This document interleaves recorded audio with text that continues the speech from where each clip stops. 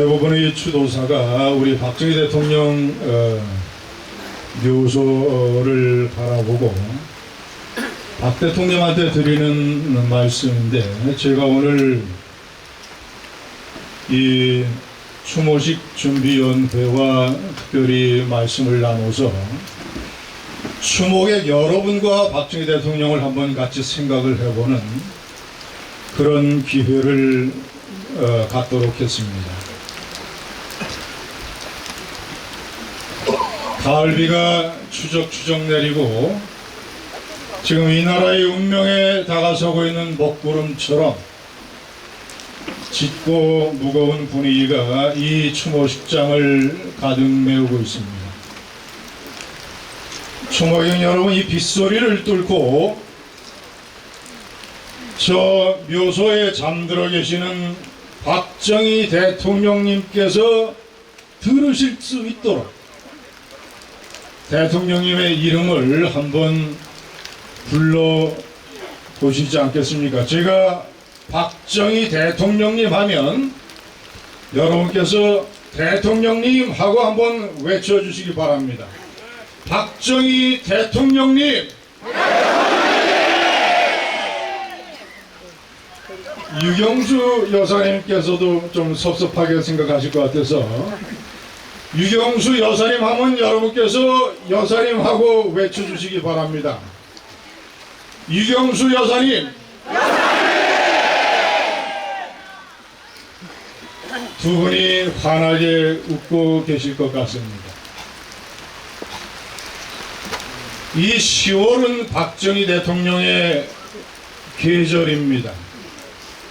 11월과 가을은 박정희 대통령의 계절입니다. 박정희 대통령께서는 11월 14일에 태어나셨고 10월 26일에 서거하셨습니다. 저는 이 가을만 되면 박정희 대통령 향수병을 앓습니다. 그것은 제가 박정희 대통령과 가지고 있는 인연 때문입니다. 박정희 대통령은 이 나라에게 위대한 지도자이지만 저 김진에게는 그보다 앞서서 놀라운 충격입니다.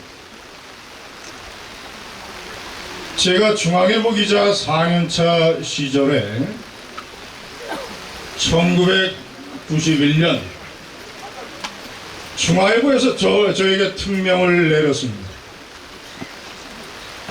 중앙일보 신문 1개면을 다 줄 터이니 매주 박정희 대통령 통치 비사를 연재해라. 저는 당시 나이 31살이었습니다. 박정희 대통령을 한 번도 만나본 적이 없습니다. 여러 번 만나본 지도자에 대해서도 그런 글을 쓰기가 어려운데 한 번도 본 적이 없는 사람에 대해서 어떻게 그런 글을 쓸 수가 있겠습니까? 제가 너무 스트레스를 받아서 역행성 식도염에 걸렸었습니다. 저는 사람들을 만나기 시작을 했습니다. 박근혜 영애, 박근영 영애를 비롯한 가족들, 그 대통령의 수석 비서관, 비서관들, 장관, 국회의원, 군대의 부하, 그리고 전속 이발사까지.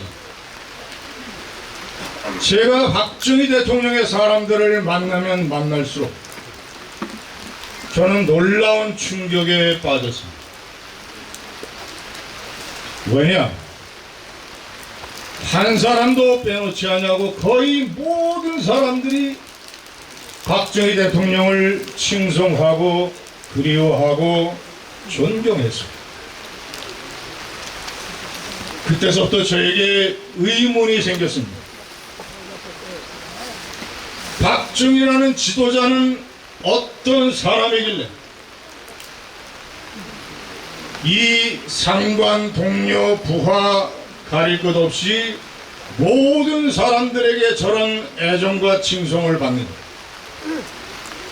그때서부터 저는 박정희에 관한 비밀을 탐구하기 시작했습니다. 제 나이 31살 4년차 젊은 기자.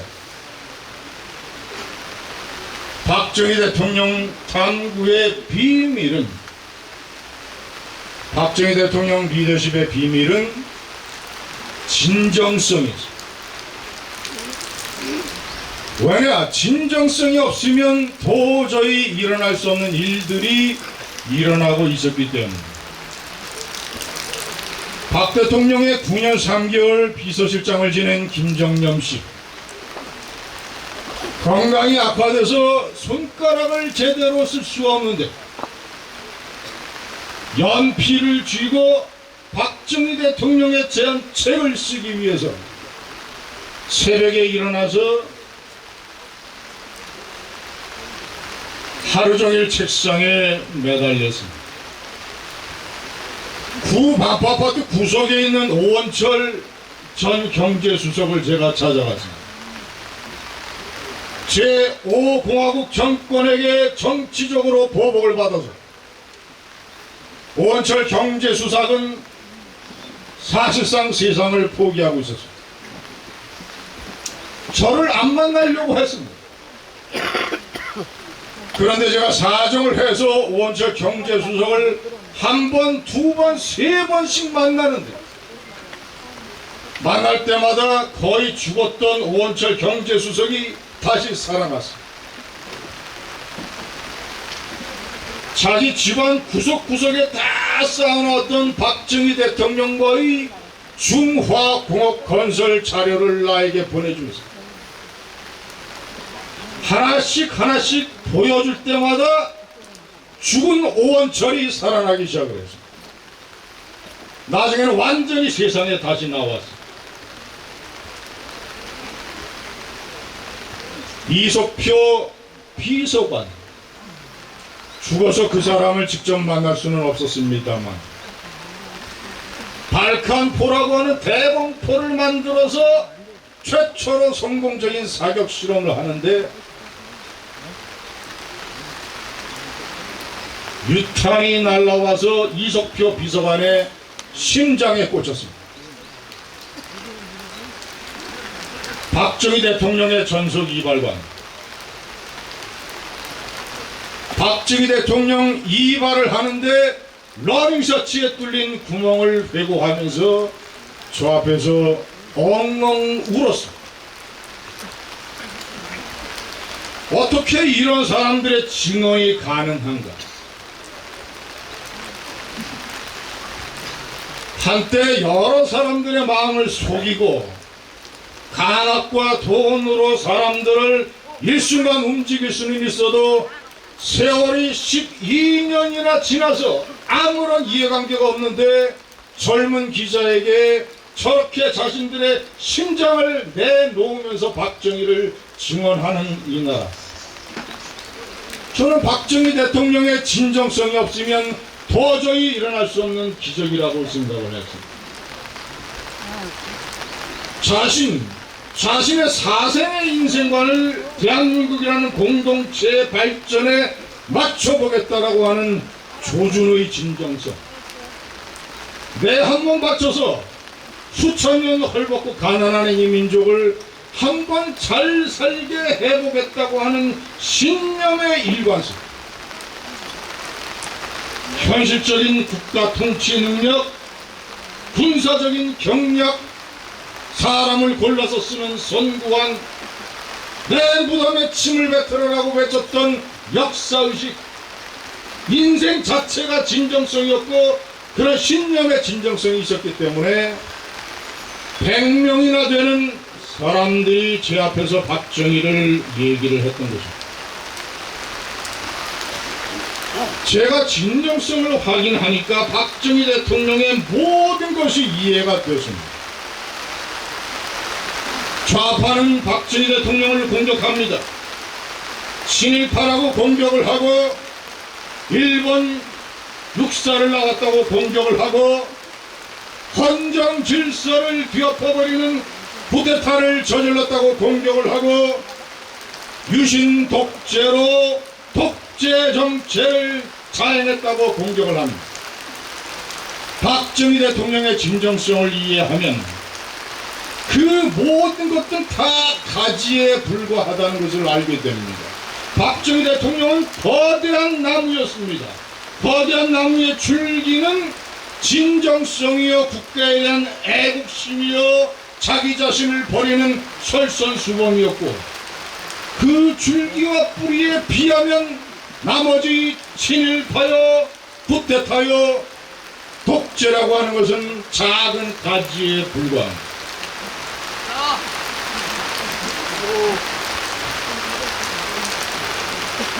박정희 대통령이 대구 사범 시절에 금강산으로 수학여행을 가서 금강산이라는 시를 지었습니다.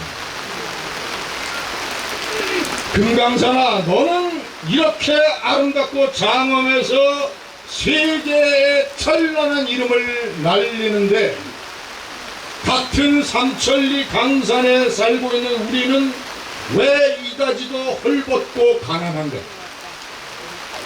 우리도 열심히 일해서 금강산도처럼 세상에 찬란한 이름을 남기겠다. 16살, 17살의 청년 박정희가 금강산을 보고 지은 시입니다. 그런 정신이 있었기 때문에 많은 사람이 비난을 해도 만주 군관학교에 가서 많은 군인의 길을 걸어야 되겠다. 군인이 돼서 이 5천년 가난에 찌들어 있는 나라 하나 살려보겠다. 나는 뜻 있는 동지들과 힘을 합쳐서 쿠데타를 해야 되겠다. 이 부정과 혼란에 사로잡힌 나라를 뒤엎어서 제대로 된 국가 한번 만들어 보겠다고 하는 운명의 쿠데타요, 애국의 쿠데타였던 것입니다. 쿠데타라고 비난한 사람들한테 쿠데타를 부정하지 마십시오. 쿠데타였지만 애국의 쿠데타였고 운명적인 쿠데타였고 근대화 혁명으로 성공을 이룬 쿠데타였습니다. 그래서 저는 5.16을 쿠데타로 태어나서 혁명으로 죽었다고 얘기합니다. 세계사에서 박정희 대통령뿐만 아니라 일본의 메이지 유신, 이집트의 나세르, 터키의 케말 파샤, 페루의 벨라스코 장군, 모든 사람들이 군대를 동원해서 위로부터의 혁명을 완수해서 그 나라들을 구했습니다. 유신 정치는 독재 정치였습니다. 유신이 독재였다라는 것을 부인하지 마십시오. 하지만 자랑스러운 운명의 독재이자 자랑스러운 애국의 독재였습니다.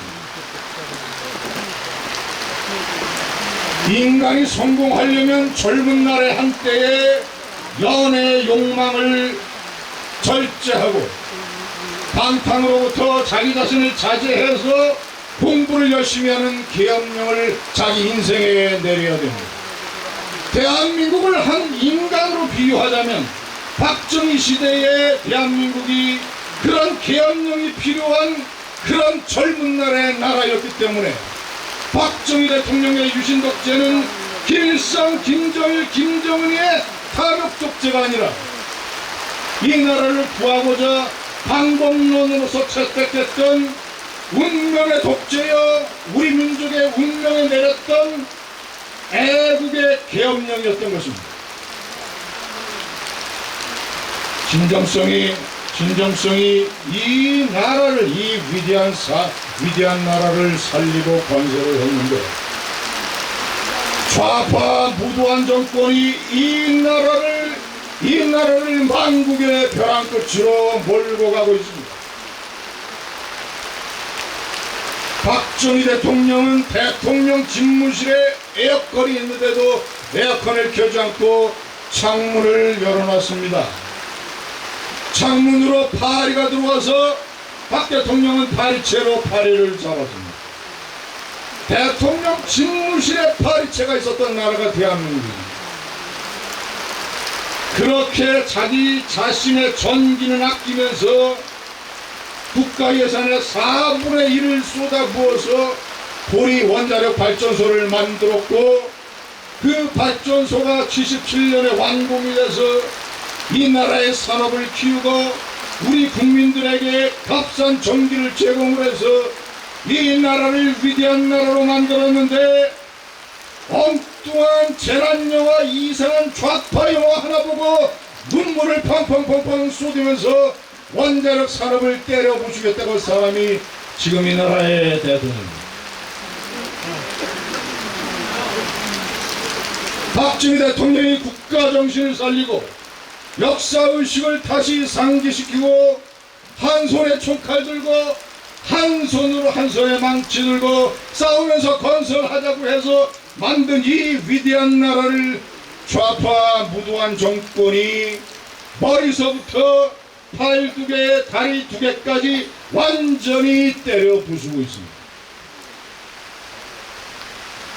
여러분이 바라보는 박정희 대통령 묘소뿐만 아니라 이 동작동 국립현충원에는 공산주의에 맞서서 피와 땀과 눈물로 이 나라를 지켰던 16만의 영혼이 잠들어 있습니다.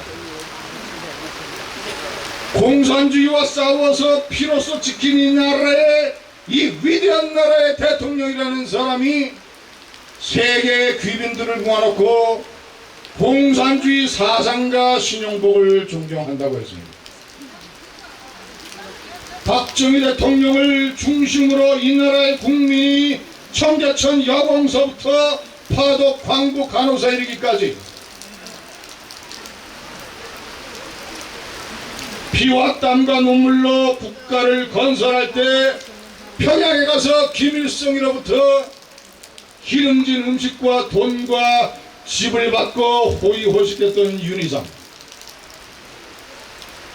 이 위대한 나라의 영부인이라는 사람이 그 친북주의자 윤희상이 묘소에 가서 헌화하고 그를 존경한다고 했습니다. 나중에 문재인 대통령이 퇴임을 해서 언젠가 자연적인 수명이 다해서 동작동 국립현충원에 묻히려고 할 때 이 16만 영혼이 일어나서 문재인 대통령을 막을 것입니다.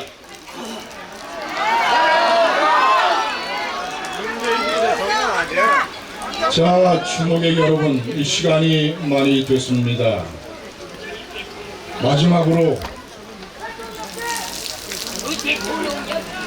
비가 추적추적 내리고 있습니다. 추모객 여러분, 이 비는 박정희 대통령의 눈물입니다.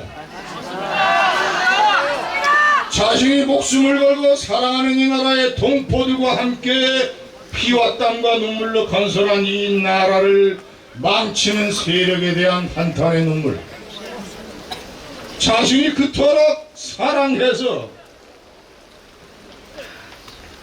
대통령 선거의 최종 투표에서 51.6%라고 하는 516이라는 숫자로 대통령으로 당선시켰던 자신이 사랑하는 딸이 감옥에 있는 것에 대한 슬픔의 눈물.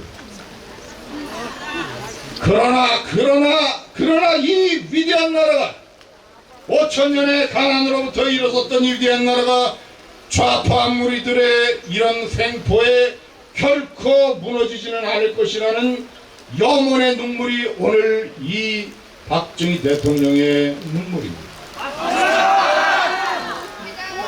자, 마지막으로 박정희 대통령께서 저는 확신합니다.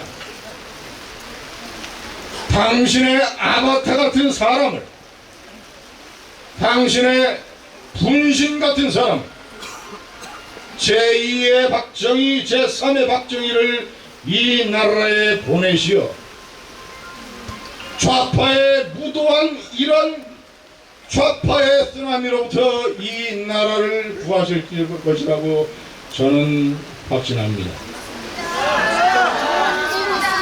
박정희 대통령님, 유경수 여사님, 영면하십시오. 이 나라를 지켜주십시오. 감사합니다.